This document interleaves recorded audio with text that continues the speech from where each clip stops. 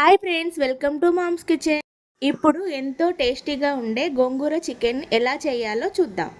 ఇప్పుడు stove on చేసుకొని ఒక ప్యాన్ పెట్టుకొని అందులో 3 టేబుల్ స్పూన్ ఆయిల్ వేసుకొని ఆయిల్ హీట్ అయిన తర్వాత 2 ఆనియన్స్ వేసుకొని ఫ్రై చేసుకోవాలి. ఇందులోనే కరివేపాకు, పచ్చిమిర్చి, ఎండుమిర్చి, ఉప్పు వేసుకొని కలుపుకోవాలి. ఒక స్పూన్ అల్లం వెల్లుల్లి పేస్ట్ వేసుకొని పచ్చివాసన పోయేంత వరకు కలుపుకున్న తర్వాత కొద్దిగా పసుపు, కట్ చేసి పెట్టుకున్న 2 టమాటా ముక్కలు కూడా వేసి కలుపుకోవాలి.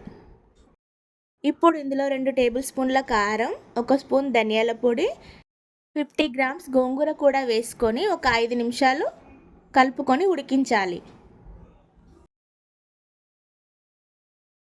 గోంగూర 5 నిమిషాలు ఉడికిన తర్వాత ముందుగా క్లీన్ చేసి పెట్టుకున్న 1/2 కేజీ చికెన్ కూడా వేసుకొని కలుపుకోవాలి.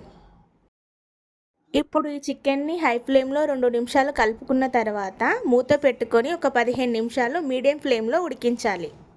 చికెన్ ఉడికిపోయి ఆయిల్ పైకి తేలింది కదా, ఇప్పుడు ఇందులో కొద్దిగా గరం మసాలా వేసుకొని కలుపుకొని స్టవ్ ఆఫ్ చేసుకోవాలి. ఎంతో రుచిగా ఉండే గోంగూర చికెన్ కర్రీ రెడీ.